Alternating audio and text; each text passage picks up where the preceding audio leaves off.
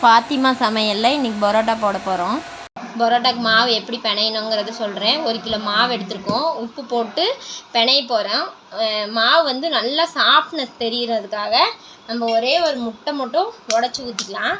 ஒரு முட்டை உடச்சி ஊற்றிட்டு மாவை பிணைஞ்சிக்கலாம். மாவு கொஞ்சம் ஒரு அரை மணி நேரம் ஊறினதுக்கு மாதிரி பரோட்டா எப்படி போடணுங்கிறது நான் சொல்கிறேன். இந்த மாதிரி பிணைஞ்சிங்கன்னா மாவு நல்லா சாஃப்ட்னஸ் கிடைக்கும். சரிங்களா? தண்ணி ஊற்றி இப்போ பிணைஞ்சிக்கலாம். நம்ம தேவையான அளவுக்கு தண்ணி ஊற்றிக்கலாம். நான் 1 கிலோ மாவு எடுத்துக்கனால ஒரு முட்டை மட்டும் போட்டிருக்கேன். உப்பு முதலே போட்டு மாவில் போட்டு இது பண்ணிக்கிட்டேன் தேவையான அளவுக்கு. நீங்களும் அதே மாதிரி பண்ணிக்கோங்க. நல்லா பிணைஞ்சாச்சுங்க. மாவு நல்லா சாஃப்டாக பிணைஞ்சாச்சு. நம்ம சும்மா ஒரு துளி எண்ணெய் ஊற்றி பிணைஞ்சி கொஞ்சம் நேரம் ஊற வச்சிட்டிங்கன்னா எண்ணெய் ஊற்றி நல்லா பிசைஞ்சு மாவை ஊற வச்சாச்சு. மாவை கொஞ்சம் நேரம் ஊறட்டும். ஒரு அரை மணி நேரம்னாச்சும் ஊறுச்சுன்னா பரோட்டா சூப்பராக வருங்க. பரோட்டாக்கு மாவு ஊறிடுச்சுங்க.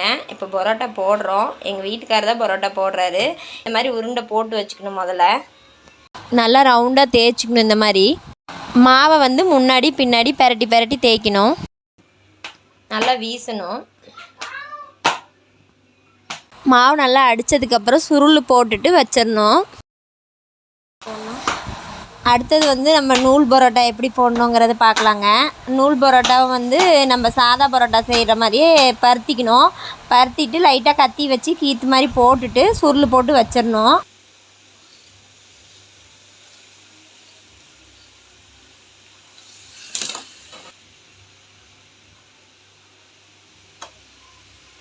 எல்லாம் சுருள் போட்டு வச்சாச்சுங்க. இப்போ தேய்க்கிறதுக்கு ஆரம்பிக்கிறோம்.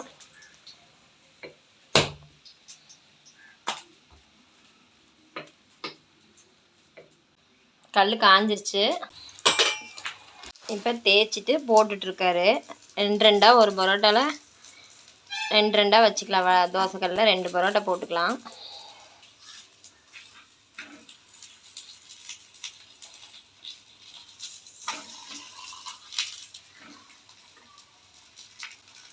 தேவையான அளவுக்கு எண்ணெய் ஊற்றிக்கலாம்.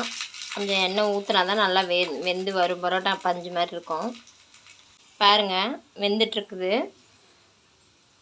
வச்சுக்கணுங்க. கருகிடுச்சுன்னா பரோட்டா நல்லா இருக்காது. சாஃப்டாக இருக்கணுன்னா நம்ம பார்த்து திருப்பி விடணும்.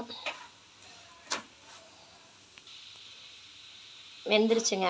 வெந்தோடனே 2 எடுத்து தட்டுறது தான் வேலை.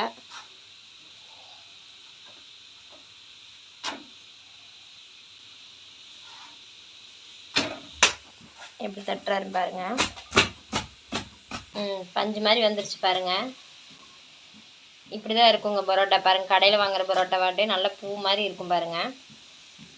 ரைட், நாங்கள் பரோட்டா போட்டோம்.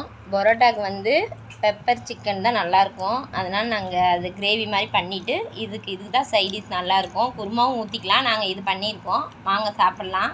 எங்கள் சேனலுக்கு லைக் பண்ணுங்கள், சப்ஸ்கிரைப் பண்ணுங்கள், பெல் பட்டனை கிளிக் பண்ணுங்கள். தேங்க்யூ ஃபார் வாட்சிங்.